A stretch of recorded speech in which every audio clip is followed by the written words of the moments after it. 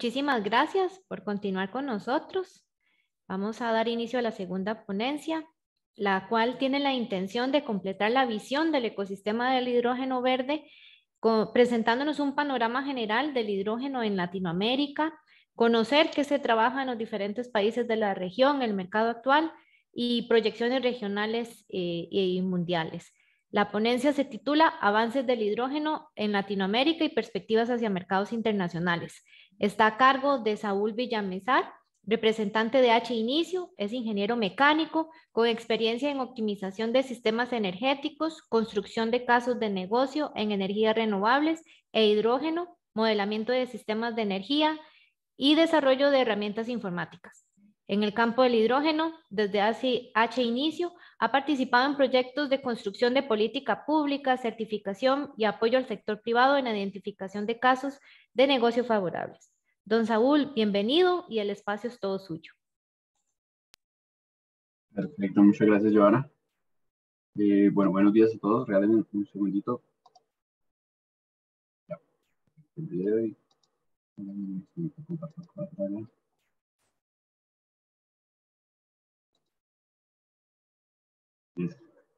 Entonces, normalmente ya debería poder ser la pantalla. Bueno, buenos días a todos. Gracias por la invitación. Y bueno, a continuación les voy a hacer una breve presentación de los avances del hidrógeno en Latinoamérica. Desde inicio hemos tenido la oportunidad de participar en la creación del H2 Index. Tal vez lo vieron circular en los meses pasados, en el que se hizo una evaluación de los diferentes países y cómo está el estado frente al hidrógeno. Entonces vamos a hacer pues voy a darles una breve explicación de lo que encontramos de este estudio. Y pues también vamos a hacer pues también un panorama general del mercado internacional del hidrógeno. También, bueno, pues también destacar también la importancia del hidrógeno para la región y por qué pues debería ser de interés común en la región de Latinoamérica. Me gustaría antes que nada presentarles pues la empresa Inicio. Yo soy parte de Inicio, soy un analista. Llevo ya un año en la empresa. La empresa fue fundada en el 2006, tiene su casa matriz en Bélgica. En Colombia estamos desde el 2015-2016 y pues hemos expandido nuestra cobertura a diferentes países como a Chile, tenemos presencia en México, tenemos presencia en varios países de Europa, recientemente también en Estados Unidos, y somos una consultora en temas de energía y transporte sostenible y colaboramos, digamos, con empresas, sector público, a la creación de estrategia, métodos, por ejemplo, encontrar mecanismos de inversión a los proyectos, desarrollo de políticas públicas y ya en la parte más de desarrollo de proyectos. No desarrollamos los proyectos, pero acompañamos al desarrollo hasta la etapa de factibilidades. A lo largo de estos 15 años hemos realizado más de 350 estudios. Como pueden ver, hemos trabajado en casi toda Latinoamérica, al menos un proyecto. Y como les mencionaba, pues hemos trabajado de la mano con el sector privado y el sector público, entonces organismos internacionales, gobiernos, organismos de cooperación multilateral, y en el sector privado pues hemos participado con empresas que podrían prestar sus servicios en diferentes etapas de la cadena, entonces empresas de generación de energía, de generación de tecnología, empresas de transporte de gas, empresas del sector oil and gas, empresas de movilidad, en fin. Entonces tenemos, digamos, una visión bastante completa de todo el ecosistema. Primero, bueno, pues vamos a empezar a hablar un poco sobre el mercado actual del hidrógeno y por qué es relevante para el futuro. Entonces, actualmente, en el mundo se consumen cerca de 90 millones de toneladas de hidrógeno, ¿cierto? Entonces, no es un material nuevo, por decirlo así.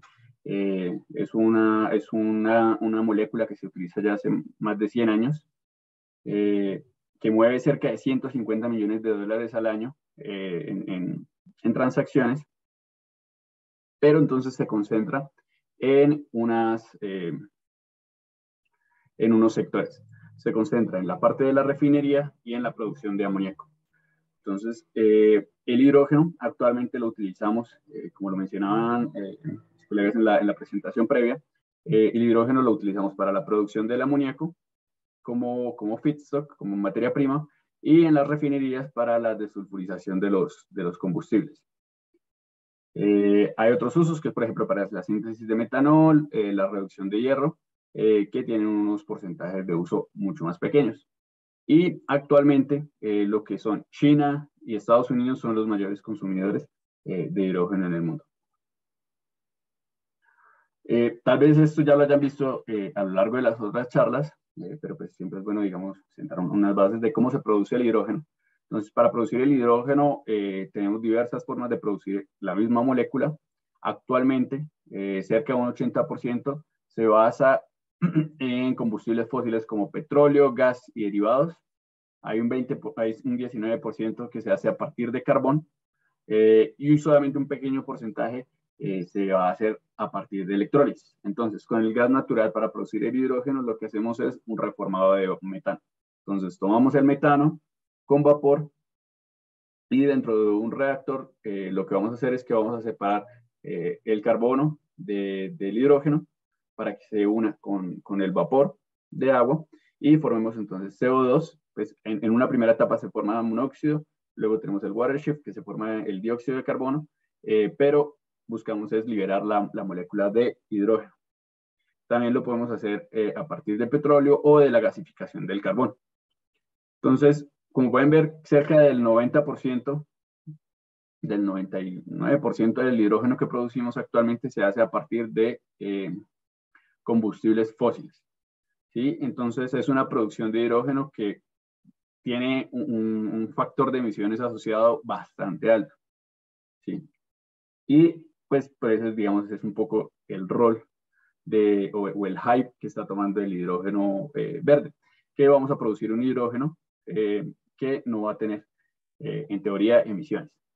Entonces, ¿pero por qué cobra relevancia? Entonces, resulta que en todo este panorama energético que estamos viviendo y del calentamiento global, pues hay unas industrias que descarbonizarlas pues no es algo trivial. Normalmente, cuando queremos descarbonizar un proceso, lo que buscamos es esta serie de etapas que les presento aquí en la izquierda. Primero, buscar la eficiencia energética, luego buscar desplazar las fuentes eléctricas fósiles por fuentes eléctricas renovables. Una vez tenemos una matriz renovable, buscamos electrificar y ya luego al final lo que no podemos electrificar, pues buscamos el hidrógeno renovable, ¿cierto? ¿Por qué? Porque, digamos, es algo que se discute mucho de si el hidrógeno hace sentido o no, es por las eficiencias, es una cadena de valor que hay muchas transformaciones de por medio que hace que el proceso sea poco eficiente. Sin embargo, digamos, es la alternativa que permitiría a ciertos sectores alcanzar la descarbonización. Entonces, por ejemplo, porque requieren moléculas. Por ejemplo, en el sector del acero, para hacer la reducción del mineral de hierro, requerimos es carbón, no como fuente de combustible, sino por sus propiedades químicas. En este caso, el hidrógeno entraría a reemplazarlo, cambiando la tecnología, claro está, pero pues el hidrógeno podría entrar a desplazar estos combustibles fósiles. En el caso, por ejemplo, de la producción de amoníaco, también, pues, digamos, el hidrógeno, si cambiamos el hidrógeno gris, lo que llamamos gris, que es el hidrógeno a partir de fuentes fósiles, por un hidrógeno verde o un hidrógeno renovable, pues también estaríamos reduciendo las emisiones. En el caso, por ejemplo, de la aviación y de las flotas pesadas, difícilmente las baterías podrían estar supliendo aquí el papel, entonces necesitamos una forma de poder contener, de llevar esta energía renovable, almacenarla de una forma que sea utilizable fácilmente por las aplicaciones que la vayan a requerir, como por ejemplo aviación y transporte pesado. Entonces, se espera que el hidrógeno al 2050 pueda aportar al menos un 10% de la reducción de las emisiones abatidas. Entonces, esto simplemente es como para enmarcar de que el hidrógeno, si bien puede hacer todo, como lo vemos aquí en este esquema, pues lo ideal es utilizarlo en las aplicaciones que tengan sentido. Entonces, se habla mucho, por ejemplo, de utilizar el hidrógeno para el uso doméstico, ¿cierto? Pero bueno, digamos, habría que hacer una evaluación si es más eficiente o no, por ejemplo, utilizar radiadores eléctricos en el caso de la calefacción. Sin embargo, bueno, esta molécula, lo interesante en este momento es que va a venir a unir muchas economías que antes no discutían. Entonces, vamos a empezar a unir los usos industriales como la siderurgia, generación de fertilizantes, con empresas que antes eran de oil and gas, que van a empezar a también, perdón, que van a también a empezar a colaborar con empresas que son de la industria full eléctrica, por ejemplo, con las utilities. Actualmente, digamos, hay una carrera, por llamarlo así, en el que los diferentes países pues están mirando cómo este hidrógeno y esta economía de la que se habla del hidrógeno, pues puede, digamos, beneficiar sus economías. Entonces, cómo se integra, cómo se adapta. En el 2019, tan solo habían 3 países con hojas de ruta, que eran, si no estoy mal, Japón, Corea y Francia. Y pues ya al 2022 hay cerca de unos o más de 20 países que tienen una hoja de ruta. En la región, los países que tienen una hoja, hay 4 países que ya tienen una hoja de ruta oficial, que son Colombia, que la publicó en septiembre, Chile, que fue el primero en publicarla, y Argentina y Uruguay fue el último en publicarla. Estas hojas de ruta, luego lo vamos a discutir, más adelante vamos a discutir un poco más al detalle, pero entonces buscan es revisar cuál sería la aplicación del hidrógeno, en dónde entraría a aplicar, qué aplicaciones tendría más sentido para el país y los tipos de producción que harían más sentido para el país. Entonces, por ejemplo, en Colombia y Argentina, que son países que tienen una industria oil and gas bastante robusta, pues se habla bastante también del hidrógeno azul. Entonces ya no solamente hablamos del hidrógeno verde, que es a partir de fuentes renovables, sino también de hidrógeno azul, en el que es el mismo hidrógeno gris, solamente que viene un proceso posterior de captura y secuestro de carbono. Entonces, para que entendamos un poco qué es lo que buscan estas estrategias. Ahora bien, hacia hoy estamos cerca de las 90 millones de toneladas. Se espera que al 2030 pues el incremento no sea mucho, ¿cierto? Sino que lo que va a suceder es que parte de esa demanda actual se va a desplazar y va a ser el hidrógeno verde quien tome el relevo. Pero al 2050, pues también vamos a encontrar unas proyecciones que son un poco más optimistas, unas más conservadoras, pero pues va a estar entre los 300 y los 700 millones de toneladas de hidrógeno.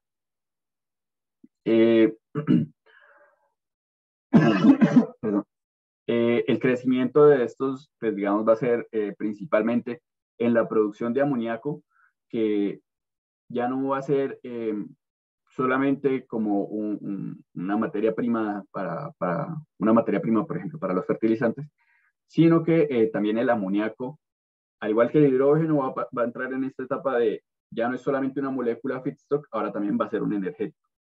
Y se está viendo mucho, por ejemplo, para el tema de el transporte por barcos de distancias largas. También está el tema en la industria, entonces entrar a reemplazar lo que es el gas natural para procesos de calor, donde se requieren temperaturas muy altas, en el transporte pesado, en la generación de combustibles sintéticos como el e-kerosene, en general e-fuels y metanol, que podrían entrar en otras industrias.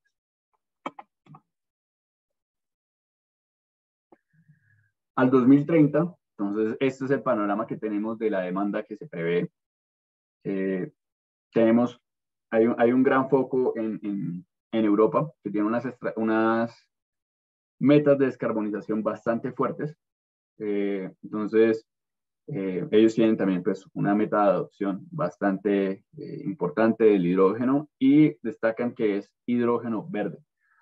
Sí, en la gráfica podemos ver que tenemos hidrógeno bajo carbono y hidrógeno verde y hacemos la distinción porque aquellos que es verde solamente van a aceptar hidrógeno que sea generado a partir de fuentes renovables, mientras que en las otras pues vamos a tener es un hidrógeno que llaman bajo en carbono y lo que se va a tratar es medir su huella de carbono y que se reduzca en un cierto porcentaje con respecto al hidrógeno que se produce de forma convencional. En la región tenemos a Estados Unidos, ¿cierto? En América del Norte tenemos a Estados Unidos con 17 millones de toneladas que muy probablemente vayan a ser producidas por ellos mismos.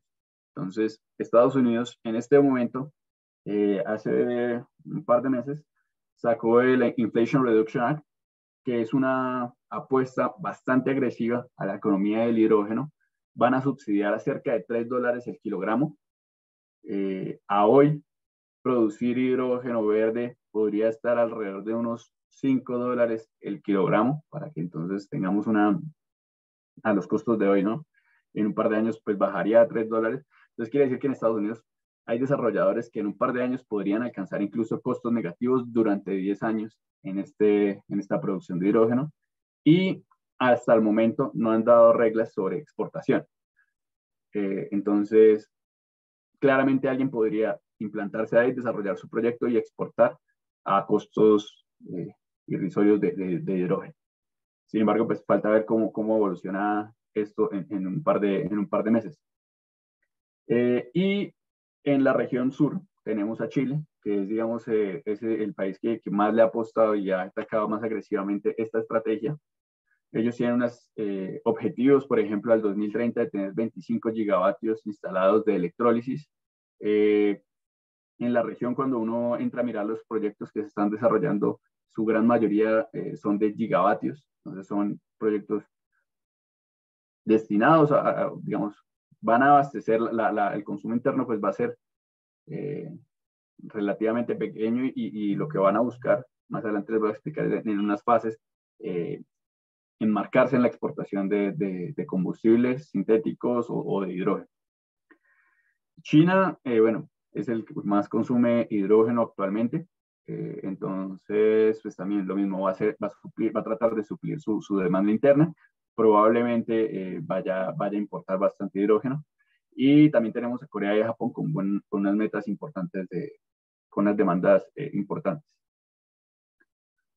Entonces, si bien, bueno, hablábamos de que el hidrógeno es importante porque va a permitir descarbonizar ciertas industrias, la región de Latinoamérica, pues digamos que en términos de nuestras emisiones, nosotros lo veríamos como, bueno, pero no debería interesarnos tanto.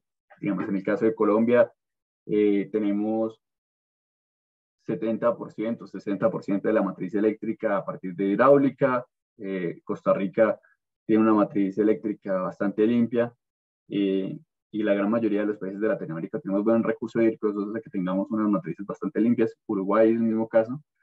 Pero cuando miramos el balance energético completo, pues vamos a ver que, digamos, sectores como el transporte son los que más aportan a la contaminación, a la generación de emisiones. Y pues también vemos que los precios de los combustibles suelen estar, por ejemplo, bastante ligados a temas volátiles de la economía mundial. Entonces, ¿por qué es importante el hidrógeno en Latinoamérica? Entonces, primero, tenemos recursos abundantes. Tenemos los recursos disponibles, ¿cierto? Entonces, por ejemplo, tenemos no solamente el recurso en cuanto a la calidad, ya digamos a la irradiación de sol o a los vientos que soplan dentro del territorio y su constancia, sino también a la disponibilidad del terreno, ¿cierto? Si bien Europa dice, ok, queremos producir tantos gigavatios de electrólisis, ellos tienen una limitante bastante grande y es, pues digamos, la densidad poblacional hace que el terreno sea mucho más pequeño y cuando se va uno a costa afuera, pues ya los costos de todas las tecnologías aumentan bastante. Entonces tenemos recursos y como segundo punto, tenemos la oportunidad de diversificación del sector oil and gas. En la región tenemos pues, empresas bastante robustas en el sector de oil and gas que ya saben manejar el hidrógeno porque lo utilizan, por ejemplo, en procesos de refinería. Incluso algunas empresas de oil and gas en su historia han generado hidrógeno para la generación de amoníaco. Y pues es una oportunidad el hidrógeno para estas empresas para diversificar sus actividades y, por ejemplo, dedicarse a la generación de e-fuels o volver fuertemente a la generación de fertilizantes. En el caso también, por ejemplo, el tercer punto es la descarbonización de sectores claves. Como les mencionaba, uno de los grandes emisores de CO2 en nuestras matrices energéticas es el transporte. Si bien, digamos, para el transporte urbano encontraríamos soluciones como la eléctrica, los automóviles eléctricos, para, por ejemplo, el tema ya de buses interurbanos, transporte de carga, el hidrógeno podría dar unas respuestas más interesantes. También está el tema de la minería. Por ejemplo, en el caso de Chile, son de los mayores productores de cobre. En el caso de Colombia, México también es uno de los grandes productores de cobre. Colombia, gran productor de carbón. Entonces, y el sector minero, actualmente los CAEX, por ejemplo, consumen demasiado diésel. O sea, son toneladas de diésel que consumen por día, que podrían estarse, digamos, desplazando con un combustible como el hidrógeno, que daría las mismas autonomías y como las mismas condiciones de uso que un combustible normal. Y en otros sectores como la industria pesada. En Latinoamérica, Latinoamérica podría generar más del 10% de la demanda de energía a nivel global, y esto porque tenemos unas regiones con un alto potencial. Entonces aquí en la imagen encierro algunos puntos que son bastante interesantes en términos de recursos renovables.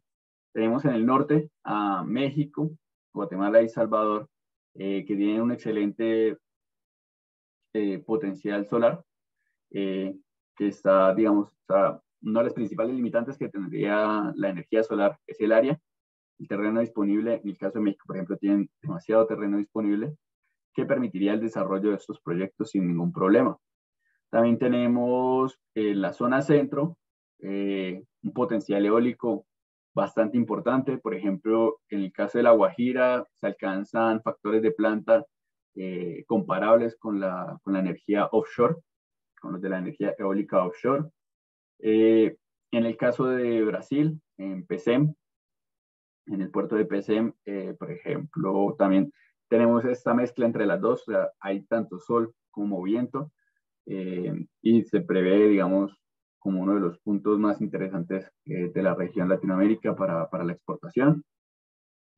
Más hacia el sur, ya entramos hacia la parte, hacia el sur de Perú, Bolivia y Chile.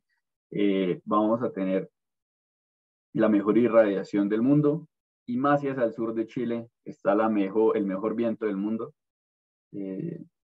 En fin, como para decir, este slide, digamos, lo que quiero que se queden es que en Latinoamérica tenemos recursos no solamente abundantes, sino de excelente calidad para la producción de energía renovable a bajo costo, que es uno de los drivers más importantes para que se genere la economía del hidrógeno. Y pues la exportación del hidrógeno y sus derivados pues va a ser quien apalanque, o probablemente vaya a ser quien apalanque el desarrollo del hidrógeno en la región al mediano plazo, o al menos el que vaya a acelerar este paso.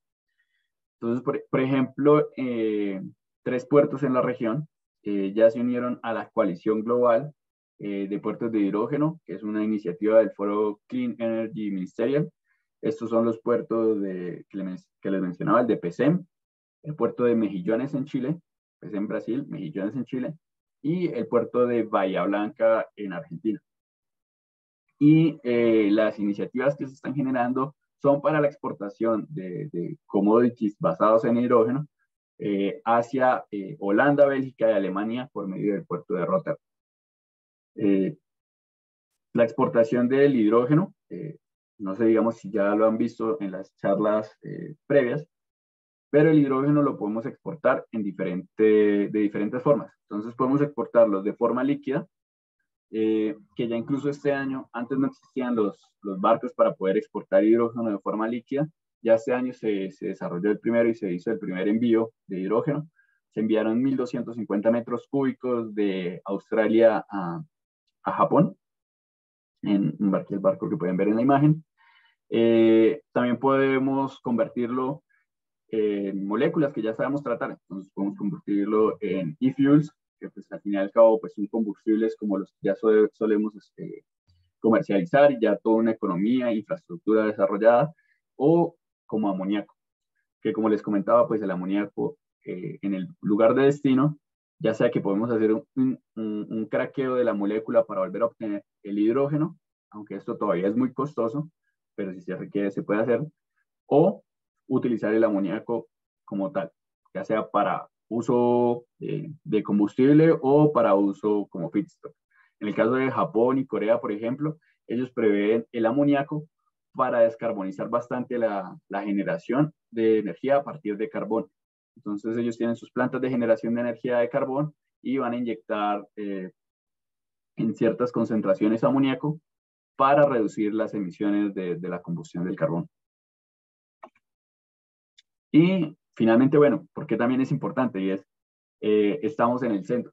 Entonces, en el mapa pareciera que estamos a la izquierda, pero si desplazamos el mapa, pues vamos a estar entre la mitad de Europa y de Asia, y eso nos da pues una competitividad y que nos permite competir contra otros países. Probablemente nos vaya a tocar competir contra países como Australia, por ejemplo, a la hora de exportar hacia Asia y contra África para exportar a Europa. Sin embargo, los recursos renovables que tenemos, y también dependerá mucho del desarrollo de las políticas, podrían hacer que el hidrógeno que produzcamos en la región sea a tal costo que incluso con los precios de transporte podamos ser más competitivos. Entonces vamos a explorar hacia dónde podríamos exportar.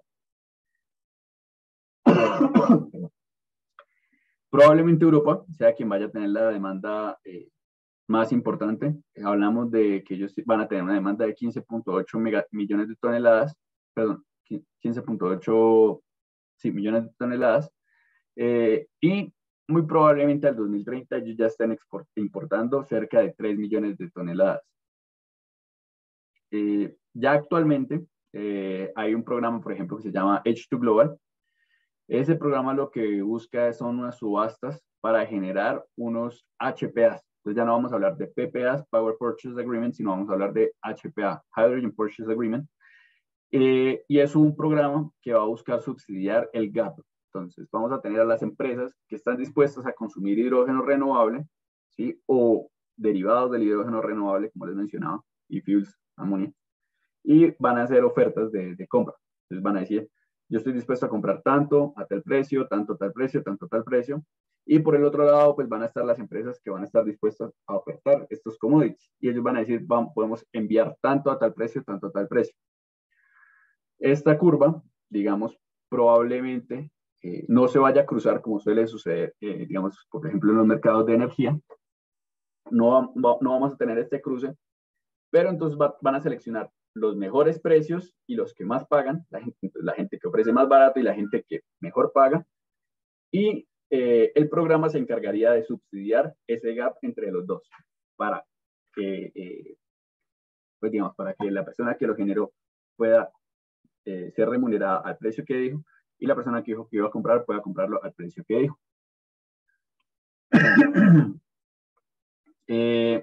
Y bueno, todo esto con todo el tema de Ucrania y de Rusia, pues ha tomado bastante relevancia por el tema de la independencia energética. Entonces, de que Europa ya no quiere depender más del gas natural de una sola persona, sino que lo que va a buscar con programas de este tipo, que probablemente vayan a surgir más programas de este tipo, es diversificar.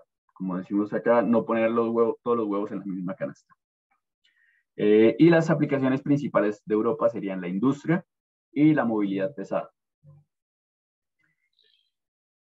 Ya hacia el lado de Asia, Japón tiene una, digamos, fue de los primeros países que buscó este tema del hidrógeno y que implantó su hoja de ruta oficial. Vemos que ya el potencial de importación, al ser un país más pequeño, pues va a ser menos importante. Entonces ya estamos hablando de 300.000 toneladas al año. Y ellos están dispuestos a pagar cerca de $3 por kilogramo. En el caso de Europa, digamos que ellos tenían unas exigencias, olvidé mencionarlo, que son que el hidrógeno tiene que ser renovable. Solamente están aceptando hidrógeno que sea pues, producido a partir de fuentes de energía renovable. En el caso de Japón, están abiertos hacia el hidrógeno que sea producido a partir de combustibles fósiles, pero con captura de carbono o por otros métodos que hagan que sea bajo en carbono, como por ejemplo la pirólisis del metano. Entonces ellos van a estar dispuestos a pagar hasta $3 por kilogramo al 2050. Pues digamos, principalmente aquí vamos a competir contra Australia. ¿Sí? Como ya les mencioné, ellos ya hicieron un primer cargamento. Y las aplicaciones clave aquí serían, al ser una isla, pues va a ser los temas de energía, movilidad pesada y movilidad liviana.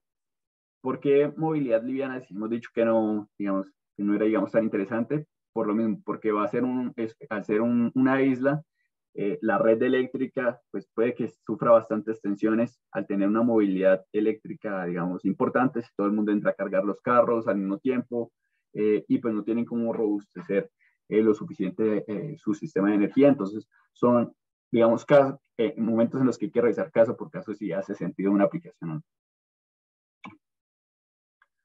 Y en el caso de Corea del Sur, pues es, digamos, más o menos el mismo panorama de Japón. Es un país que tiene poca disponibilidad de tierra, con unos fuertes metas de descarbonización. También están abiertos a cualquier tipo de hidrógeno, simplemente que esté por debajo de un nivel de emisiones.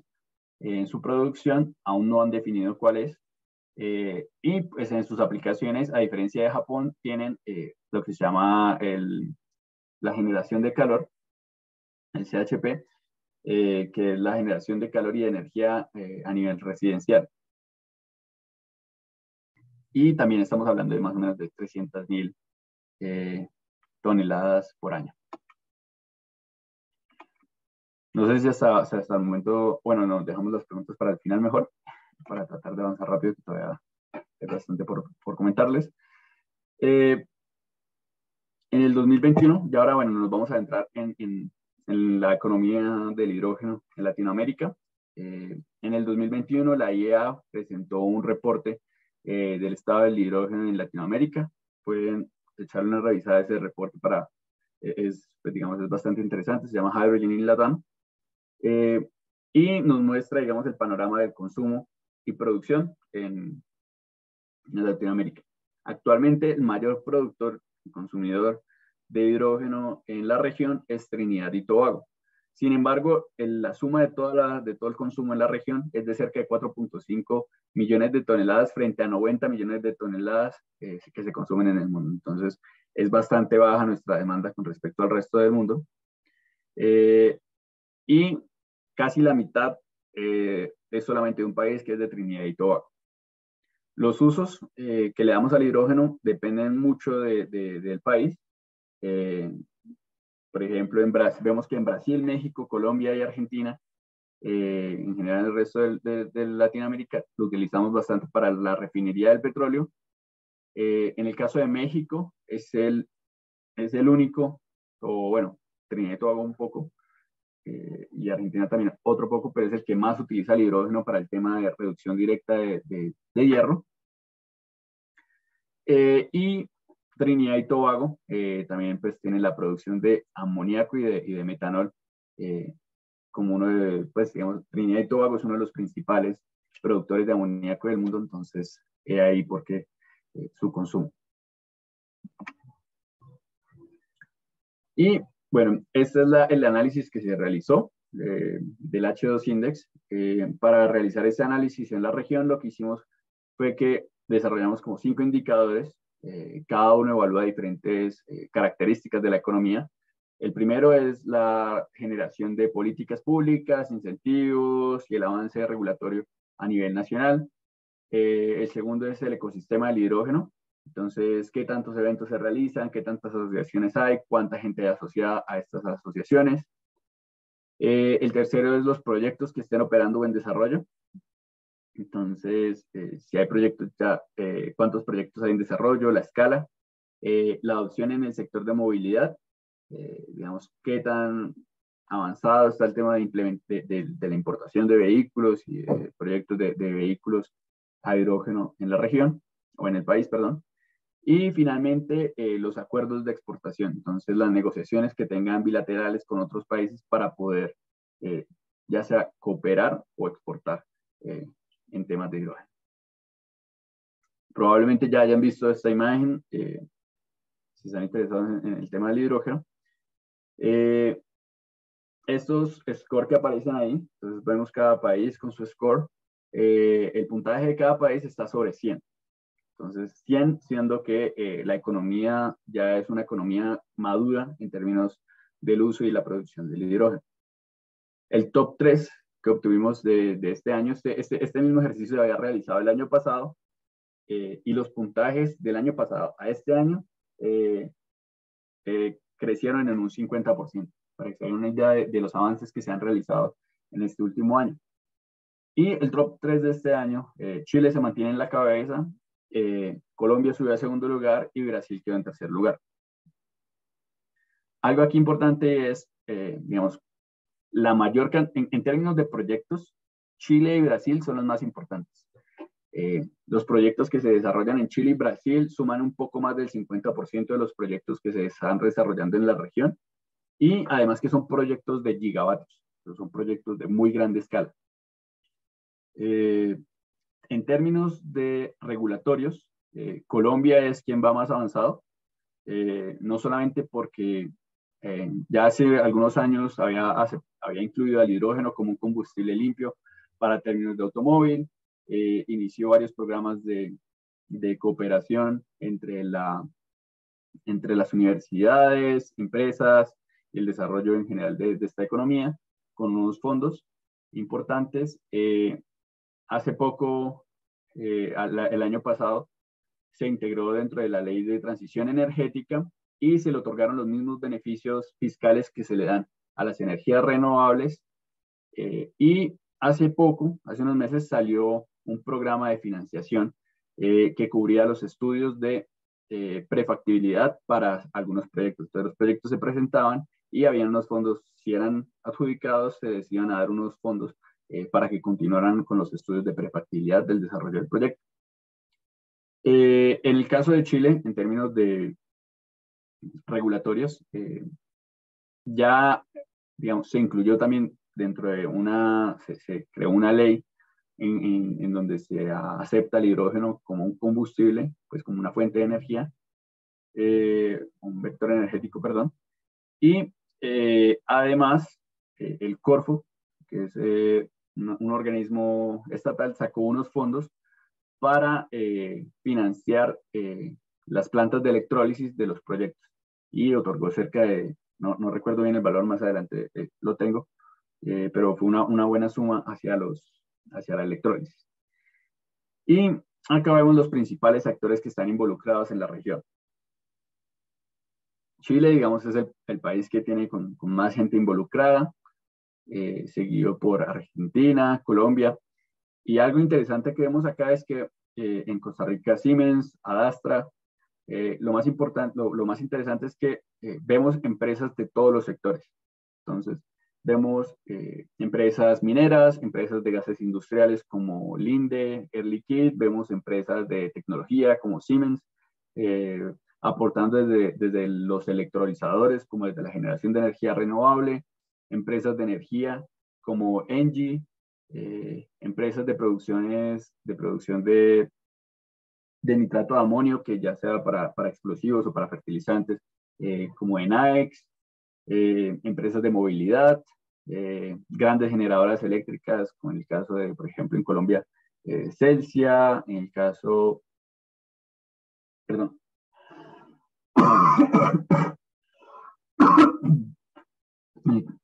como AES, y también la industria de oil and gas. Entonces vemos Petrobras, Ecopetrol, Ecopetrol y la de Chile, no recuerdo el nombre en este momento, Gasvalpo. Y este es un panorama general de la regulación. Entonces es un poco en imagen lo que les estaba comentando en estos minutos. Uruguay sacó hace poco su estrategia nacional. El caso de Argentina es un poco particular porque incluso en el 2006 ellos ya habían sacado una ley de promoción de hidrógeno, pero nunca pasó a ser ley como tal. O sea, se creó, pero no pasó a ser ley, no fue reglamentada. También hubo un plan nacional en el 2014, pero tampoco se implementó. Un cambio de gobierno que no permitió que avanzara. En el caso de Brasil, si bien no tienen una estrategia nacional, ya sacaron un programa que se llama Programa de Directrices, que ya da las directrices de cómo quieren desarrollar este ecosistema del hidrógeno. Y en el caso de Costa Rica, que digamos, en la región junto a Brasil fue uno de los primeros que arrancó con el tema del hidrógeno, ya lo incluye en el plan de movilidad eléctrica, lo incluye como combustible limpio, y ya tiene, pues digamos, una comisión de hidrógeno. Y pues ahora vamos a entrar ahora sí un poquito más en el detalle de cada uno de los países que hemos mencionado ahorita y de sus desarrollos. Entonces, lo que les mencionaba ahorita, es el programa de la mitad, el promedio de la Corporación para el Fomento a la Producción, Corfo, que destinó $50 millones a 6 proyectos para financiar parte de los electrolizadores que fueran utilizados. Sin embargo, estos proyectos tenían que tener impacto. Entonces, ¿qué quiere decir que tengan impacto? Que fuera al menos 100 megavatios de electrólisis para la generación. Algo importante que se me olvidó mencionarles, y es que la generación con hidrógeno de electrólisis no es nueva en la región. Por ejemplo, en Perú, para la producción de explosivos, la producción de explosivos en la minería, ya hay una planta desde hace varios años, desde 1900 algo, que produce 25, que tiene una capacidad de 25 megas. Bueno, sin embargo, entonces este proyecto son 4 veces ese proyecto de Perú que existe desde hace tiempo.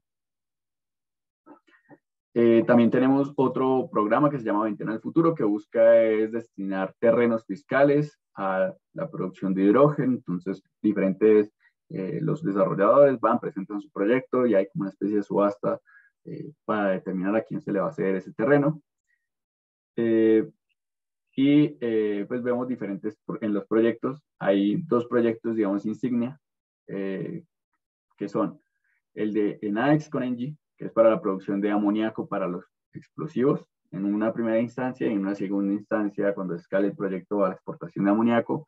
Está HIF, que es el proyecto de producción de e-fuels a partir de metanol. Entonces ellos van a tener producción de metanol, entonces van a producir el hidrógeno, lo van a combinar con CO2 capturado, van a producir metanol, y este metanol, no recuerdo ahorita el nombre de la empresa, tiene un proceso patentado para hacer metanol to gasoline, que van a producir combustibles sintéticos, y estos combustibles, ya el offtake está dado, va a ser Porsche quien va a comprar estos combustibles y los va a utilizar en una primera instancia para temas de automovilismo deportivo, y ya luego pues van a buscarle otros mercados. Y la estrategia nacional, podemos saltar a esta de una vez, lo que les explicaba es que busca desarrollar esta economía en 3 olas. Entonces, la primera ola va a ser la de consumo doméstico, desarrollo del consumo doméstico. Entonces, van a buscar la producción de amoníaco para uso local, el uso en las refinerías, el uso en camiones pesados. La segunda ola va a ser una apropiación del mercado, apropiación de esta nueva tecnología y el desarrollo de las capacidades para poder exportar. Entonces, vemos en un plazo más corto la exportación de amoníaco porque pues es una infraestructura que ya conocemos y que ya existe en Chile. En Chile todo el amoníaco es importado, entonces ya tienen la infraestructura. Vamos a pasar a, por ejemplo, al uso de camiones de minería que les mencionaba que son altamente contaminantes. Entonces, la introducción del hidrógeno en estas nuevas tecnologías, inyección en redes de gas, ya actualmente se están avanzando regulaciones para exigir que el gas natural, los distribuidores de gas natural aporten al menos un porcentaje, aún no se ha definido el porcentaje, de hidrógeno renovable en las redes. Y ya la tercera ola, pues va a ser la exportación y de enmarcarse, o de ponerse la camisa de uno de los mayores exportadores en el mundo de este hidrógeno. Ellos esperan que al 2050 la economía del hidrógeno sea tan grande como la economía actual de ellos en exportación de cobre. Tengan en cuenta que son los mayores exportadores de cobre, entonces las ambiciones que tienen puestas en esta economía pues son altas. En el caso de México, cuenta con una ubicación favorable, entonces porque tienen mercado hacia el Pacífico y hacia el Atlántico. Además tienen un excelente recurso solar. Ellos esperan unos costos nivelados de hidrógeno de cerca de 1 a 1.8 dólares por kilogramo. En el caso de Chile, ellos esperan cerca, por debajo incluso de $1 la producción de hidrógeno. Y como les comentaba, tienen un excelente potencial con terrenos disponibles que permitirían, digamos, hacer que se desarrolle la economía. Sin embargo, en México, pues hasta el momento no ha tenido el apoyo por parte del gobierno. Todas las iniciativas han sido por parte de la Asociación de Hidrógeno o por parte de organismos de cooperación internacional como la GIZ, que ya pues incluso con la ayuda de inicio se realizó un diagnóstico en el que se evaluaron el potencial de México en general y ya estamos avanzando a etapas en las que estamos yendo estado por estado identificando este potencial tanto de producción como de consumo y los tiempos en los que debería darse. En el caso de Costa Rica, fue uno de los países que avanzó fuertemente en todo este tema del hidrógeno hasta el año pasado, que si mal no recuerdo hubo una directriz que hizo que se frenara un poco todo este avance, en el que se dijo que ya el hidrógeno pues, no debía ser prioridad. Y los principales retos, pues digamos, es que es un país pequeño donde no hay mucha diversidad y entonces su uso principal pues podría estar en el tema de movilidad. De hecho, en el 2017 se inauguró, pues se inició el proyecto de un bus a hidrógeno en Costa Rica. Fue el primero en Centroamérica. Y también importaron unos vehículos, unos Toyota Mirai, también a hidrógeno. En el caso de Costa Rica, pues también están las alianzas, entonces para desarrollar este ecosistema en el que está la Fundación Cruza, está Adastra, y también está, digamos, fondos como el BID, que han buscado encontrar, digamos, realizar estudios en encontrar a los actores que deben involucrarse para el desarrollo de esta economía.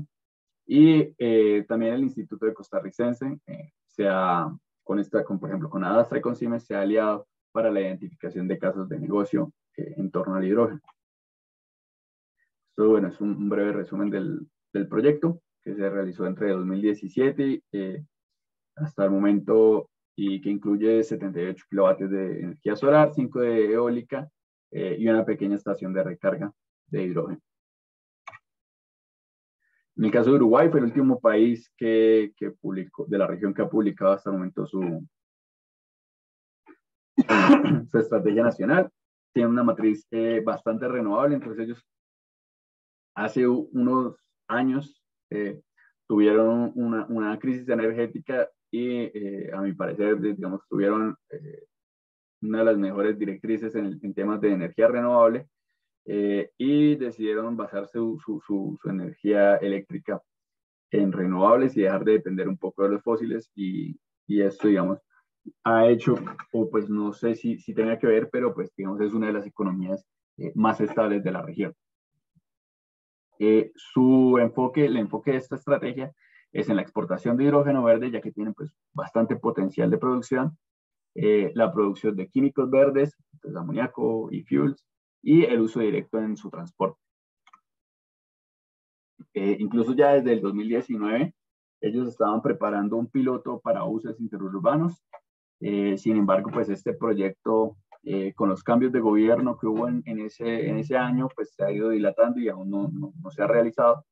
Y en el 2020 se firmó un memorando de entendimiento para la cooperación con la banca internacional japonesa para hacer análisis de poder encontrar estos focos de la economía del hidrógeno en Uruguay y poder atraer la inversión extranjera. Brasil pues va a ser uno de los más importantes actores. Ya presentó su programa de hidrógeno, no es una hoja de ruta oficial, pero pues presenta las bases y las directrices para ello. Y se centra en 6 ejes, que es el fortalecimiento de las bases técnicas, capacitación del personal, planificación energética, desarrollar un marco legal, hacer crecer el mercado y una cooperación internacional.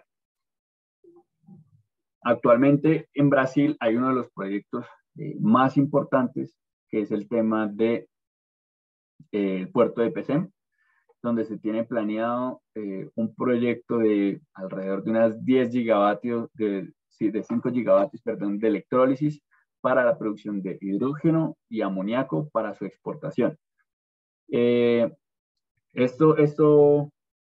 Este proyecto es bastante interesante porque incluye a varias empresas, cerca de 18 empresas estarían involucradas en este proyecto, y además está en un puerto que ya de por sí es muy importante. Es un puerto que mueve bastante mercancía, que ya tiene infraestructura desarrollada, que además tiene unos beneficios fiscales, como por ejemplo que las exportaciones están libres de impuestos. Hay un gran pipeline de proyectos de energía renovable en desarrollo en esa región, porque tiene excelentes vientos y excelente radiación solar, que digamos hacen que todo esto sea un buen foco para desarrollar un proyecto de estos. Brasil, digamos, ya en el 2015 había desarrollado un piloto de buses similar al de Costa Rica, que sin embargo eran 3 buses, fue el primero de Sudamérica en realizar esto. Y al 2023 ya vemos que, por ejemplo, empresas como Unigel están fijándose metas de producción de amoníaco o de urea verde a grandes cantidades. Voy a tratar de hacer un poco más rápido por el tiempo. En el caso de Argentina, digamos, ha sido peculiar porque arrancó muy temprano. Fueron pioneros, montaron su primera planta incluso en el 2006, montaron una planta, perdón, 2008 montaron una planta de electrólisis con energía renovable. Ellos utilizaban este hidrógeno en unos gensets y el oxígeno lo valorizaban en otra empresa. Entonces ellos vendían hidrógeno y oxígeno, pero pues, digamos, no ha tenido el apoyo suficiente por parte del gobierno para que se desarrolle. Lo que les mencionaba, hubo unas leyes que se generaron, pero pues nunca se reglamentaron. También vemos países ya, digamos, un poco menos sonantes en la región, como la Guyana Francesa, que está desarrollando un proyecto de la mano con HDF para el suministro de este tipo de proyectos. Los llamaríamos para la despachabilidad de las energías renovables, en el que por medio de baterías de hidrógeno y una mezcla de las dos, pues vamos a buscar el sistema más óptimo para poder entregar una energía de base a partir de energías renovables. Un proyecto similar se está desarrollando también en México, en Los Cabos, y esta misma empresa pues por esta misma empresa, y esta misma empresa también tiene presencia en una isla que se llama Martinique, en el que ya, pero es con celdas de combustible. Entonces ellos tienen una celda de combustible que utiliza hidrógeno de la refinería, el hidrógeno que de no utilizarse para generar electricidad se tiraría al aire, digamos, se realizó hace ya bastante y lo hicieron como una prueba tecnológica. En el caso de Panamá, ellos buscan ser un hub logístico, entonces sacar provecho del canal de Panamá. Actualmente desde el inicio estamos trabajando de la mano con el gobierno para la hoja de ruta. Y digamos, ellos van a tratar de sacar provecho de su ubicación geográfica para el paso del hidrógeno del Atlántico al Pacífico. Entonces, van a utilizarlo, por ejemplo, como punto de chequeo para revisar los temas de las certificaciones, que todo esté en orden, puntos, por ejemplo, de búnker para los barcos, entonces recarga de combustibles renovables. Y pues también van a tener, pues ellos esperan tener también todo un desarrollo de conocimiento en esta zona alrededor y poder aportar a la economía. Y finalmente, en el caso de Colombia, pues como les mencionaba, hace un año se presentó la hoja de ruta. Tiene unos objetivos bastante menos agresivos que, por ejemplo, en el caso de Chile. Chile al 2030 habla de 25 gigavatios, en Colombia hablamos de 3 gigavatios. Sin embargo, por el tema del buen recurso que tenemos en La Guajira, que es tanto eólico como solar, se habla de que podemos llegar a costos al 2030 de $1.7. Chile habla de 1.2, si no estoy mal, a este horizonte temporal. Y el hidrógeno en Colombia va a buscar reemplazar principalmente 40% del hidrógeno gris que se consume actualmente y penetrar en el tema de la demanda de los vehículos pesados. En Colombia ya hay 3 proyectos piloto en desarrollo, pues, operando. Hay uno que es en la refinería de Cartagena, en el que se tiene un electrolizador pequeño de 50 kilovatios que genera hidrógeno y se inyecta en la refinería. Promigas, que es una empresa de gas, tiene también un proyecto de inyección de hidrógeno en las tuberías. Es un porcentaje muy pequeño, pero pues bueno, son avances. Y OPEX tiene un proyecto de movilidad en el que hicieron más o menos lo mismo en Costa Rica, trajeron un Toyota Mirai, tienen su estación de recarga y pues ya están en avances y en cooperación con Hyundai. Perdón, ellos no fue un Toyota Mirai, ellos con Hyundai para empezar a avanzar en escalar estos proyectos. Ecopetrol es el que hizo una alianza con Toyota y trabajó un Toyota Mirai para empezar también a escalar. Ecopetrol también está avanzando en este momento en, por ejemplo, un proyecto de movilidad en Bogotá. Bogotá es la ciudad con más buses eléctricos de la región y está en Transmilenio y está buscando empezar a integrar buses a hidrógeno y están realizando un piloto y pues hay un par de pilotos más. Eso, bueno, pues puede ser un poco de cómo evolucionaba en Colombia, que es, digamos, del país, por pertenecer al país que tengo más conocimiento de causa y porque he participado en este proceso. Y es que lo que les comentaba, desde el 2020 ya se consideraba el hidrógeno como un combustible cero emisiones.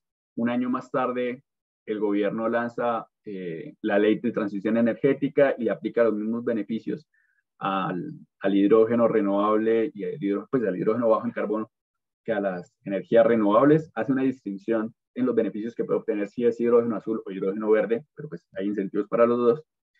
Y un año más tarde, o sea, este año, se publica un decreto en el que ya se le dice a cada ministerio, usted tiene que encargarse de reglamentar esto, usted tiene que encargarse de reglamentar esto, usted tiene que mirar cómo puede desarrollar, por ejemplo, el tema de capacidades, y pues bueno, ahí estamos en los avances. Ahí no está, pero bueno, estaría el tema del fondo hacia los estudios que les mencioné hace un par de minutos. Conclusiones de la región. Entonces, la primera conclusión es que los gobiernos deben generar condiciones habilitantes para estimular el sector privado, se deben identificar sectores con el mayor potencial de demanda de hidrógeno para focalizar el tema de demanda interna, donde las soluciones de electricidad y batería pues, no son las más convenientes. El desarrollo de un marco regulatorio según estos sectores que se identifiquen y ayudar a la colaboración con el sector privado. El tema de los incentivos directos o indirectos, ya sea a la producción, pero también muy importante a la demanda, es un fuerte rol del gobierno, porque de nada sirve que produzcamos si no generamos una demanda. Hacer un ecosistema que permita atraer las inversiones, atracción de capital y poder, digamos, diversificar un poco las economías de la región. Acelerar la difusión del conocimiento para crear capacidades, formar profesionales, formar técnicos, formar a la banca, por ejemplo, porque un problema que vemos es que muchas veces el tema de las pólizas, por ejemplo, pues van a ser bastante elevados por el desconocimiento por parte de los otros entes que no están metidos dentro del ecosistema. Entonces, que todo el mundo sepa un poco del hidrógeno para acelerar la difusión, para acelerar esta economía. Acumular demanda. Entonces, cuando acumulamos demanda, los desarrolladores de equipos pues, ya van a entrar en los países, eso va a hacer que se desarrollen mejores capacidades, que se reduzcan los costos. Por ejemplo, con lo que les comentaba de Estados Unidos, con el Inflation Reduction Act, ya Siemens tomó la decisión de que va a construir, o sea, simplemente cuando salió esa ley, Siemens dijo, ok, allá va a ser un foco, toca ir a montar una planta de electrolizadores allá. Entonces esto va a hacer que los costos de electrólisis vayan a ser más bajos y fomentar o apoyarse bastante en los organismos multilaterales. El BID, el Banco Mundial, la GIZ, tienen bastantes fondos que están dispuestos pues, a hacer a que los países desarrollen las economías en estudios de perfectibilidad, capacitaciones, en fin, hay que apoyarse de esos organismos. Y eso es todo por hoy. Espero no haberme pasado mucho del tiempo, porque no tenía el relojito. Muchísimas gracias, Saúl. Realmente nos pone en una perspectiva donde vemos la necesidad de que tenemos que reactivarnos en esta carrera por una economía del hidrógeno verde, sobre todo entendiendo que Costa Rica tiene condiciones para desarrollar estas oportunidades que serían al final un gran potencial para nuestro país. Vamos a Claro, y iniciar cuando entonces, vemos con el perdón. tema de estas crisis, que por ejemplo que el precio del petróleo, del gas están súper volátiles, algo que yo veo interesante en el hidrógeno es que pues, sol y viento tienen todos los países y si bien producir el hidrógeno vaya a ser más costoso, por ejemplo, frente a un gas natural es más o menos 4 o 5 veces más costoso, pero pues hace, digamos, una completa desconexión ya de estas volatilidades.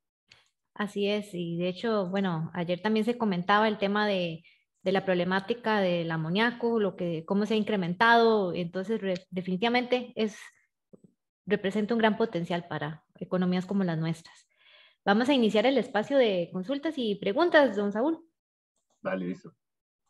Muchas gracias, Saúl. La primera pregunta que tenemos por acá dice, según su experiencia y lo que se trabaja en la región latinoamericana, ¿qué consejos daría para que Costa Rica avance en la carrera por una economía del hidrógeno verde? Pues en el caso de Costa Rica, lo principal es identificar los sectores, o sea, lo que les mencionaba al final, es identificar estos sectores donde la demanda va a ser principal, donde, por ejemplo, difícilmente vaya a ser electrificable, porque algo que tiene interesante Costa Rica es que tiene una matriz bastante limpia, ¿cierto? Entonces, no van a tener dificultades para generar un hidrógeno limpio. Sin embargo, pues no va a ser, probablemente haya a haber algunos sectores en el que electrificar sea más sencillo que pasar a hidrógeno. Entonces es identificar bien esto y también el tema, por ejemplo, de fertilizantes. Es un tema que me parece muy interesante y es porque va, digamos, en pro de la soberanía alimenticia de los países, ¿cierto? Entonces identificar, para mí lo principal es identificar y capacitar, identificar sectores y el desarrollo de capacidades para poder que el desarrollo se haga local, ¿sí? Que sea generación de empleo local, que todo quede dentro del país, mejor dicho. Perfecto, muchas gracias.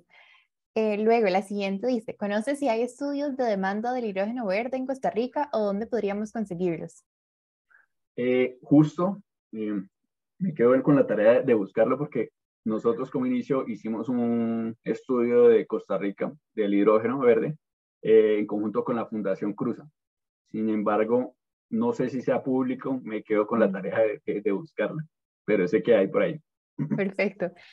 Bueno, Pedro Pizarro nos pregunta, ¿qué visualiza respecto a los precios del petróleo en la medida que se va incorporando en la matriz del hidrógeno? No entiendo bien la pregunta, pero lo que les mencionaba, o sea, yo siento que el hidrógeno renovable va a ser interesante en medida que va a ser una disrupción de este seguir el precio del petróleo. Además que, digamos, en el tema del gas, eh, el gas es un combustible que es importante para la transición energética. Y como vemos, ya, digamos, Rusia, hay ciertas tensiones políticas, eh, pero la demanda de gas no va a bajar, sin embargo, la oferta probablemente sí va a bajar. Entonces, muchos otros países van a probablemente consumir mucho más gas natural por temas de transición energética y eso va a hacer que los precios se incrementen bastante. Entonces, ahí el hidrógeno es donde juega un papel importante de poder hacer una desconexión de todas estas volatilidades y, por ejemplo, no depender de que podemos importar amoníaco, no sé, tenemos a Trinidad y Tobago cerca, pero Europa de pronto está dispuesto a pagar más por el amoníaco y entonces eso, pues, nos mete en problemas de, no sé, acá en Colombia los alimentos con todo este tema de la crisis pues se han subido bastante por los incrementos de precios de amoníaco. México también lo mismo. Entonces, Okay. no sé si entendía la pregunta, pero... Sí, bueno, con respecto a los amoníacos que se está comentando actualmente, acá tenemos una pregunta que dice, ¿cuáles son las mejores prácticas para evitar los riesgos en salud con el amoníaco? No sé si conoce algo del tema. No conozco del tema, sin embargo, pues el amoníaco es un producto, digamos, que ya lleva bastantes años tratándose. Incluso la primera ola del amoníaco, perdón, la primera ola de hidrógeno, que fue como en los años 1980, fue por temas de generación de amoníaco. No era hidrógeno verde, era hidrógeno simplemente a partir de la red, pero fue la primera ola del hidrógeno. Y pues siento que el tema de amoníaco, siempre y cuando se sigan las normas técnicas, no debería haber problema. Sí, hay, digamos, problemas, por ejemplo, en México, si no estoy mal, en Sonora, hace unos años hubo una explosión de un ducto de amoníaco, tuvieron que evacuar a la gente, pero pues no generó mortalidades. Entonces, pues, son riesgos que yo siento que se pueden mitigar con el manejo adecuado, y más el amoníaco que lo manejamos desde hace rato. Ok, muchas gracias. Acá hay otra que nos preguntan, Saúl, algunos de los mitos que se manejan a nivel nacional es que la demanda de agua y energía es excesiva y que por eso no es factible producir hidrógeno verde en el país. ¿Qué opina usted al respecto según su experiencia en la región? Ok, entonces de experiencia en la región, en este momento estamos haciendo un análisis para algunos estados de México y son estados que en este momento están en crisis de agua.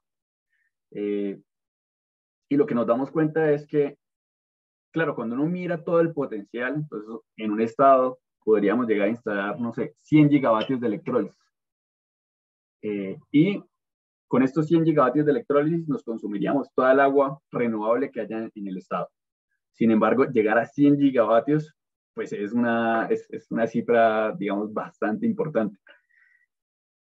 Entonces, si lo ponemos en contexto, si utilizamos nomás una giga, que ya de por sí una giga es bastante, con un gigavatio de electrólisis permitiría descarbonizar todo el sector de Uruguay de transporte, para que hagamos un factor de escala, pues una referencia.